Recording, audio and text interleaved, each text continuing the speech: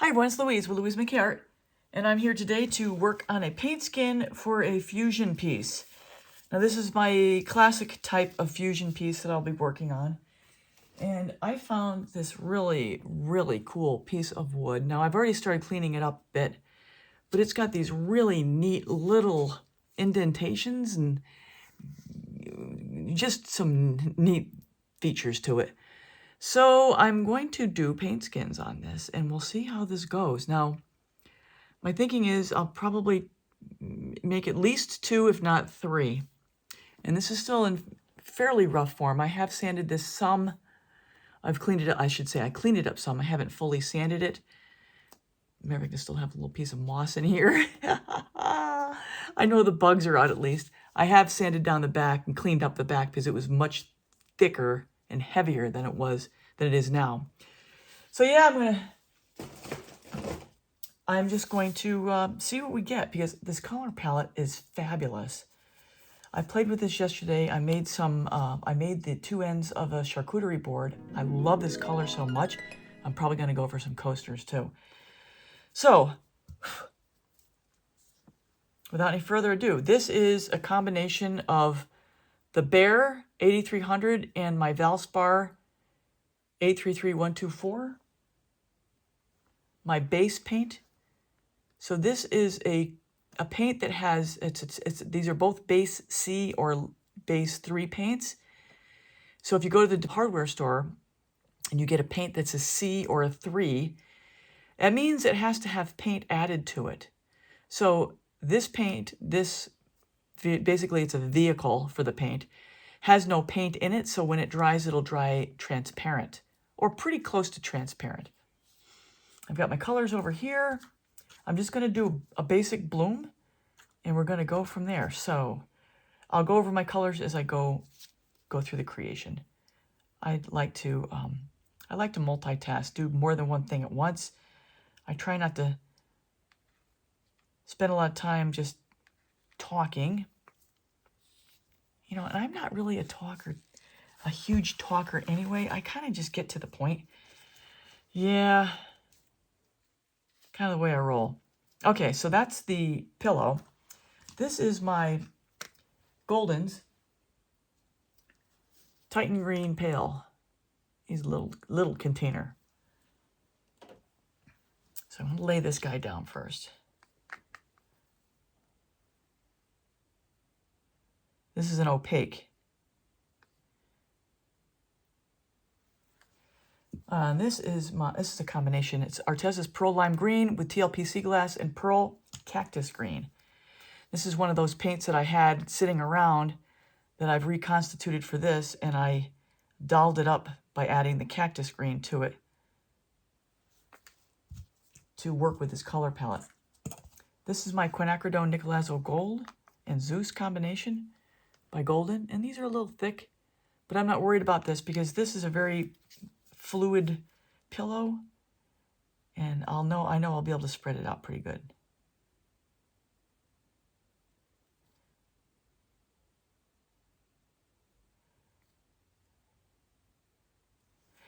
Okay, now I've got a color I haven't used in a while. This is my Golden's Bronze, Iridescent Bronze. I really ought to use this more often. It's really pretty. It's bossy though. It can get a little bit bossy. And then the last color here is my Chromium Oxide Green by Arteza with some Carbon Black by Golden.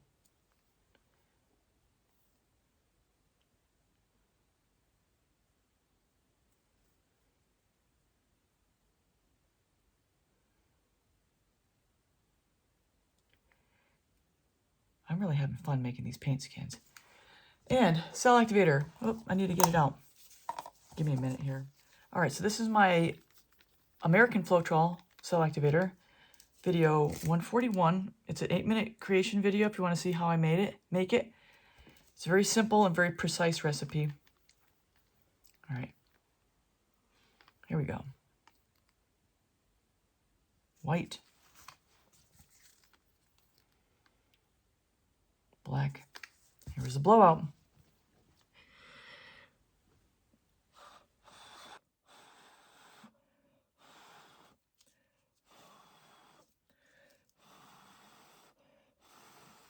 So everyone, I normally talk through the blowout here, but I'm going to do a quick commercial break as I'm going to be teaching the small blooms at the Fluidart Boutique in Washington, D.C. from the 6th to the 8th of August. And I'm going to be specializing in the art of the blow.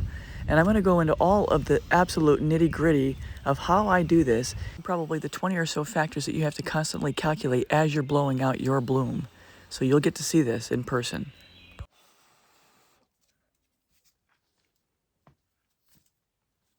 So pretty. All right, we're going to add a little bit of this pillow so it has a place to flow to.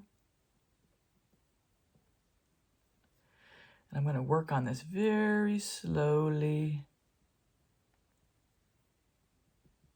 As you know, I'm awfully patient with how everything develops and spreads. Oh, this is really pretty. I'm going to go real gentle.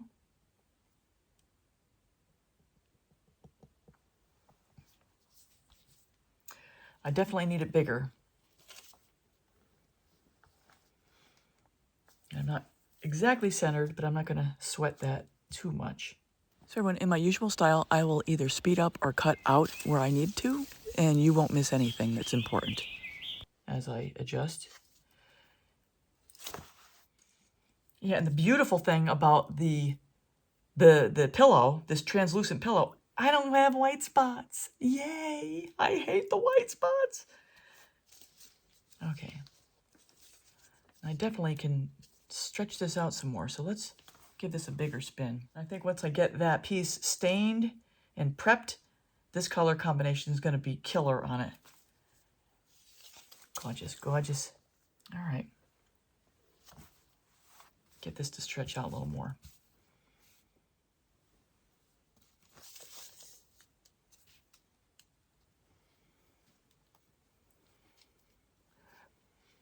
I really would like it to spread some more. Just let it run. I'll end up losing some of it to the shape. What I mean is when I cut the paint skin out, I will lose some of the edges. But I think this will be my primary bloom. That one's starting to run away a little bit, but that's okay. Let's take a look. I'm looking at going here.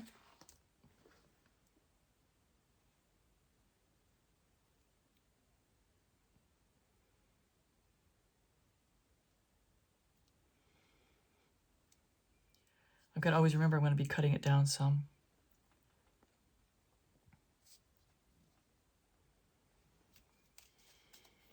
Let's see if I can blow it out at all. So I'm going to skip out a lot of this. It's about 2 minutes of trying to blow and stretch, but the straw really didn't do much for me. And you have to be careful. You don't want to blow too much, and then you end up blowing into the pillow, which will then become an empty spot. That's a nice defined line right there. It's really good. Look at that. I'm getting some air bubbles, but that's okay. It'll show through to the piece.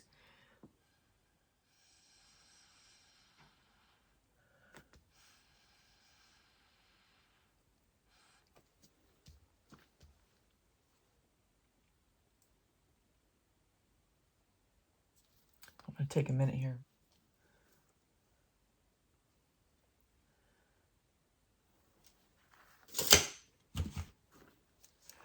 One more spin.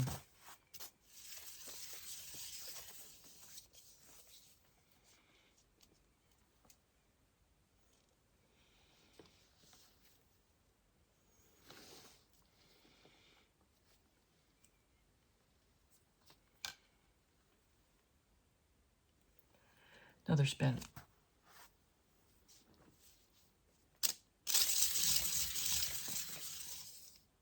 Okay, now I'm losing shape, so I'm going to stop. Stop. Now, if I touch that, I'm going to end up making a mess. So let's just do this. So here's a pro tip for those that might not know. If I did touch that, what would happen is that paint would adhere to that palette knife, and I would end up stretching it out even worse. That's why I'm using the pillow as a little buffer between that little stir stick there and the piece, so that as I push the pillow toward it, the shape is going to go back where it needs to be without me Okay, we're going to stop right wrecking there. the bloom as it is right now. So guys, that's another pro tip for free.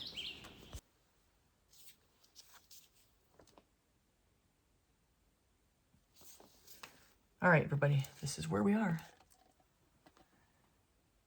So I don't have a raw version of how this looked when I picked it up off the road, but it was pretty rough. And I had to do a lot of work to get it even into this state. And honestly, guys, this new art form has taken my hikes into a different level where now I'm actually actively involved in my hikes. And I'm looking for those diamonds in the rough. And there is something truly cathartic and satisfying about taking something that is otherwise dead and going to rot and being able to see it and turn it into something beautiful. So from here I finished sanding and cleaning, mineral spiriting, and staining prior to the paint skin coming up. So I'm here for the paint skin portion, and I'm not going to remove these because I've got them where I want them. But here is the piece that has already been stained and mineral spirited. Now let me tell you, this was the biggest pain in the butt ever to cut out. Just comes with the territory. I'm going to add here, this is exactly how I designed and envisioned it when I was first creating it in the fluid art form. So I'm going to show you the application of one skin, and then I'm going to turn off the camera. So all I do is I apply the skins with this matte varnish. You can use any varnish probably. You can use probably glue. I don't know. But this is what I've been using. So this is where it's going to go.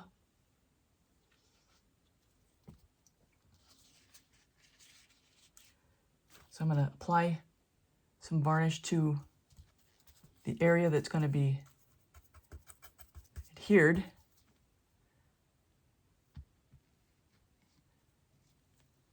There's way too much.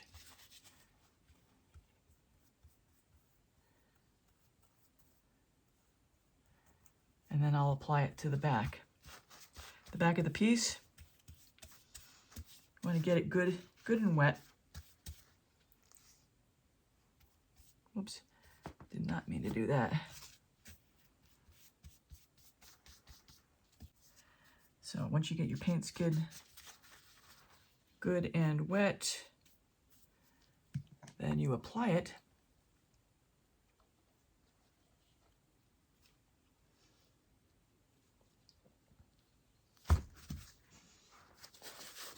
Already got some stuff dripping down.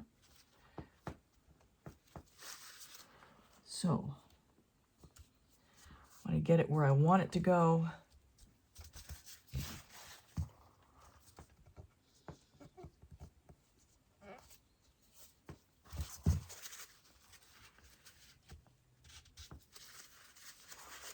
Then I'm going to apply pressure in all directions to get the air bubbles out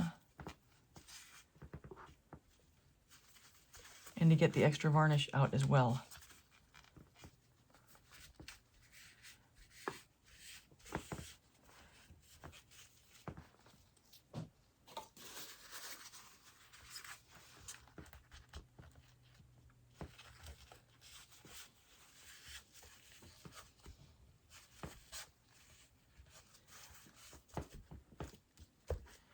I'm going to roll this over the top a little bit.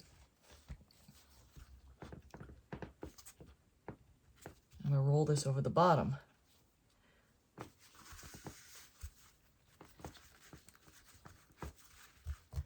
So that's going to stick up here, hopefully. Apply a little pressure. There go my other skins.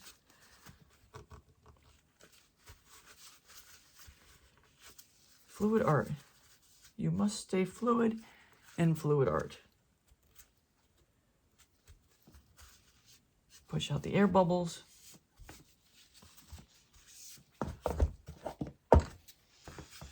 Go again from the center, pushing, getting the extra varnish out,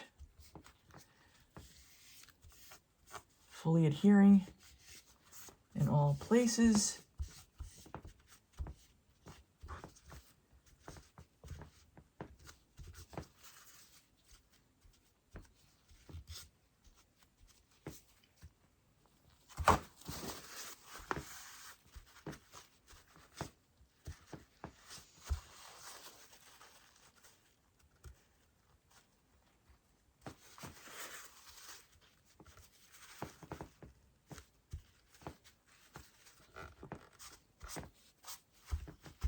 And that's about it.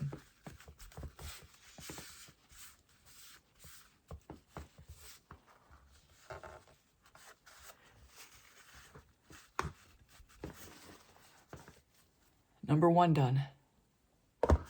I'm going to go apply the other 2, let it sit for a few hours, and then we'll get to resining it after that. So everyone, here she is, fully finished after 2 full coats of resin. And what I'm going to do with this one, this is not going to go on a stand because it's 21 inches by 8 inches wide. This is going to be a wall hanging. This is going to be a 3-dimensional piece of fluid art fusion art. I am ecstatic with how this turned out. Here's just one end of the wood and how it looks, fully resined. And then I'm just going to go over, do a flyover in detail of this entire piece. So I really hope you enjoyed this video. If you're new here and you enjoyed this, please subscribe, hit the bell and all, like, comment, share the video with your friends.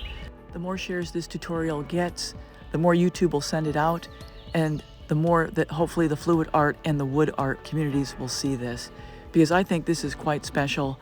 I can't believe I stumbled across making this with my 2 best art forms, which is woodworking and fluid art. I am just in love with this fusion invention I came up with. And please consider joining me for the Fluid Art Boutique in DC. You can pick my brain and we can make really cool stuff together. The link for the Fluid Art Boutique is in my description. So please stay tuned. I'm going to keep going in detail here of the rest of this piece. And at the very end, I'm going to link my fusion playlist so you can see other creations that I've made and maybe get some ideas for yourself. Thanks a lot, everybody. Take care. Till next time.